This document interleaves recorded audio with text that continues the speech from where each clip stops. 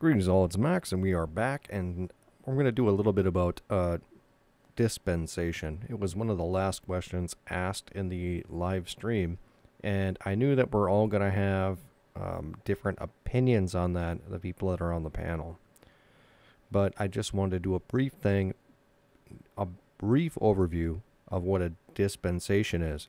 I also wanted to thank people who are subscribing to my Patreon. I do want to mention that I don't charge on my Patreon. You can sign up for it and then quit. It only bills every month. Like on the first of the month is when it bills. So people who want to check that out, I do different things on there.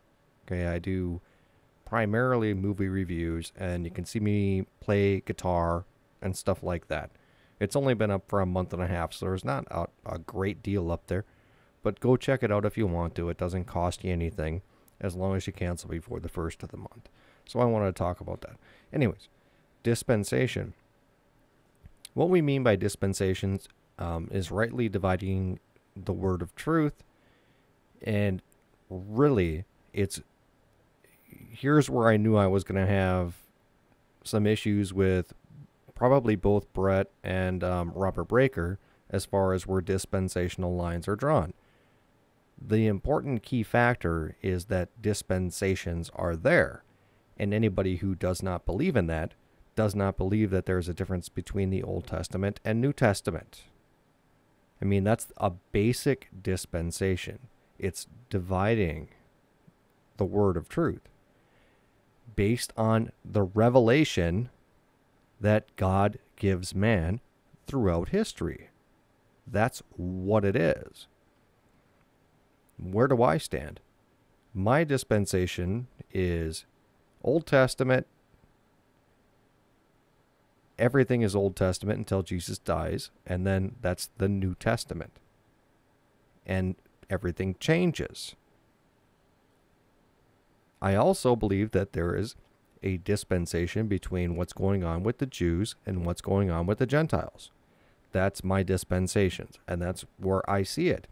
There are people who break it up into other areas, and, that's a sort of a philosophical debate, but I know Peter Ruckman had like 6 or 7 different dispensations that he categorized the Bible.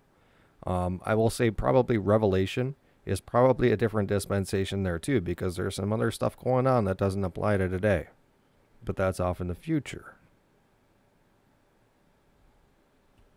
So, here we are. This is from Webster's 1828. The act of dealing out to different persons or places. See, when you read the Bible, you can't take something that comes from Matthew, and I'll use the one that everyone uses, Matthew 24. Matthew 24. Matthew 24 is talking to Jews. They're talking to Jews in Jerusalem.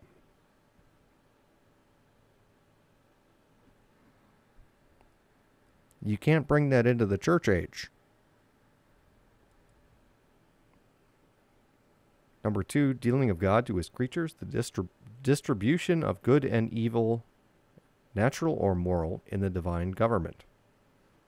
I'm not really sure how that applies to anything, but whatever. The granting of license or license itself, to do what is forbidden by laws or canons, or to omit something which is commanded, that is dispensing with the law. Okay, this is getting rid of the law for some specific reason. In point 3, I think point 4 is the one that I really concentrate on. That which is dispensed or bestowed. Okay? God reveals things gradually over time. God didn't say much during the 1,000 years where Adam is walking around until Noah. Didn't say much after he kicked him out of the garden. A system of principles and its rights enjoined as the Mosaic dispensation. See, I think everybody agrees that when Moses came around, you had the law. And that's a dispensation that says, hey, you Jews, if you want to be blessed If you want to be blessed and you want to have me walking around with you, you need to do these things. And this is for the Jews. God wasn't doing this for everybody. He was doing it for the Jews, and the Jews had special requirements for them. The gospel dispensation, this is where you're in New Testament, okay, where Jesus himself said that all of those laws and all of that stuff is gone away now. And after his death, burial, resurrection, it goes out to Gentiles. It's never been done before. There were a few saved Gentiles that are in the Bible, but never until Jesus Christ died on the cross was it ever an actual thing.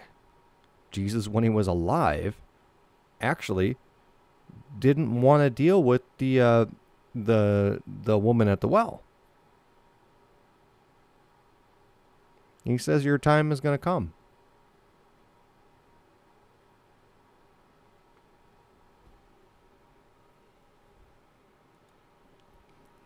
Including the former Levitical law and rites, the latter scheme of redemption by Christ. Right. That's where your dispensations are. So here, when someone says they're non-dispensational at all, they're a nutcake. Seriously. Because if you can't make a dispensational, if you can't agree that there is a difference between the Old Testament before Jesus died and the New Testament, when people actually get to go to heaven on the blood of Christ, if you can't make a discernment between those two things, then you're going to come up with some really kooky doctrine. Okay?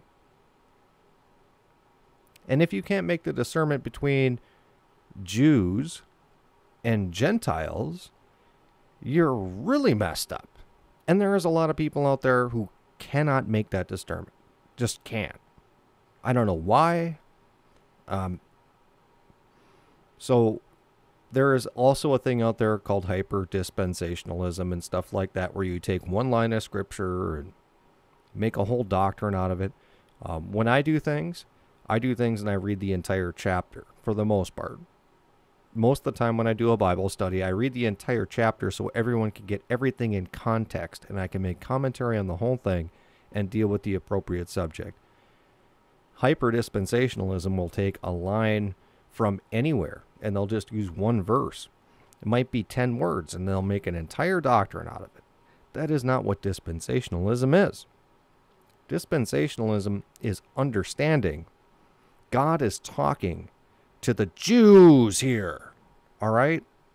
Everything, for the most part, I'm not going to say everything, but for the most part, everything before Jesus died is talking to Jews. After Jesus died, put on the cross, and resurrected, now we're talking a little bit to Jews, but mostly to Gentiles. Mostly to Gentiles. And you have the book of Hebrews, which is talking to Jews. It says, Hebrews. That's Jews. And there's nothing wrong with learning from that, but making it doctrine to yourself, if you're a Gentile or whatever, is not the right thing to do. This is where cults get their start, is non-dispensational. They relate themselves to Jews. Replacement theology comes from this. Lordship salvation comes from this. Everything comes from not rightly dividing the word of truth. It's where it all comes. So, with that, I'm sorry it wasn't a very fantastic graphical video or anything. I don't have my face on here. It's just how it is. I'm doing a quick video to respond to the comment that for dispensations, because we'll probably do some sort of live stream and we're not all going to get along because we all have different ideas on it. But if you believe that there is a difference going on between the Old Testament and the New Testament, you are a dispensationalist by default. Okay? So with that, we're out of here.